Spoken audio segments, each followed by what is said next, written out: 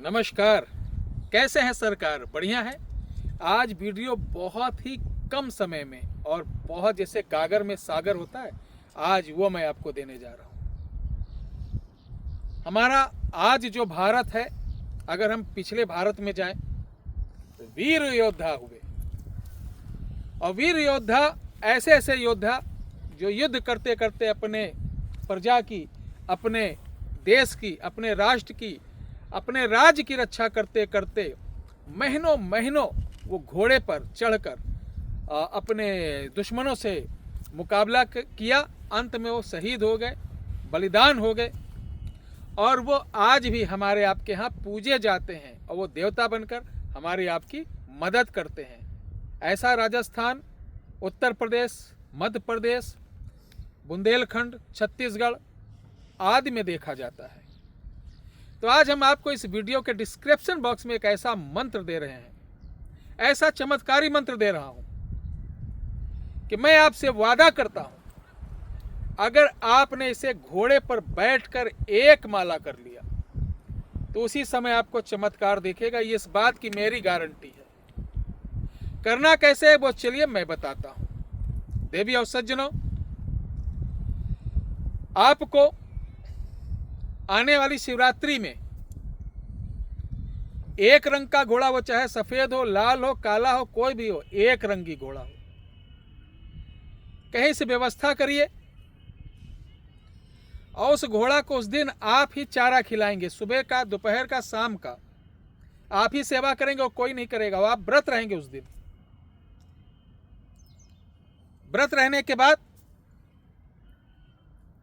शाम का समय होगा और आपको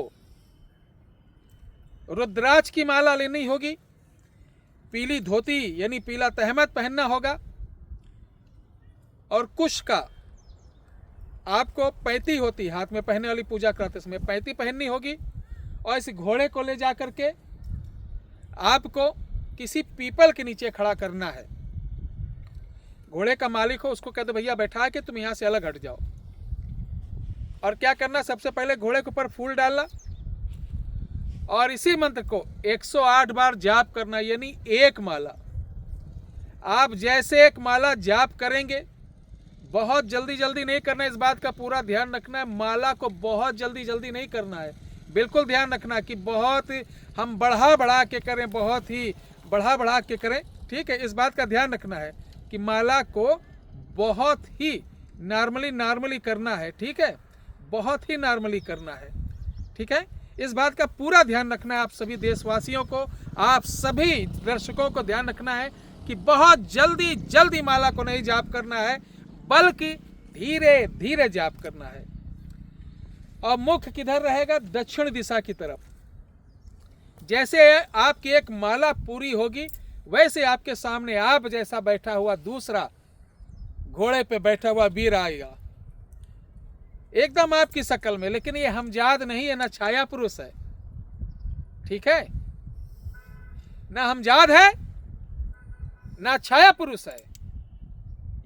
ये है रखता वीर, जो आपकी शक्ल में 10 वीर बराबर अकेली ताकत लिए हुए ये हाजिर होता है।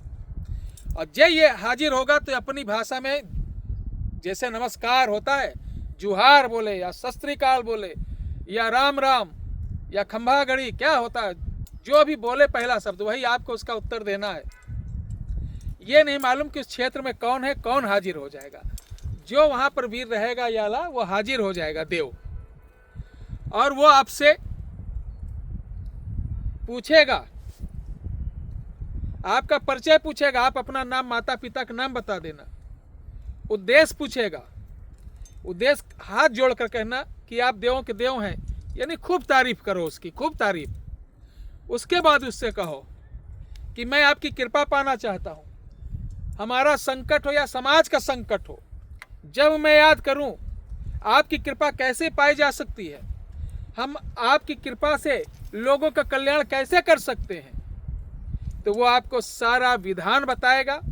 विधान के साथ आपको कुछ चीज देगा। आप कहेंगे आप मुझे अपनी कोई निशानी दीजिए, तो वो हार माला जो भी उतार कर देगा उसको बड़ी पवित्रता के साथ रखना।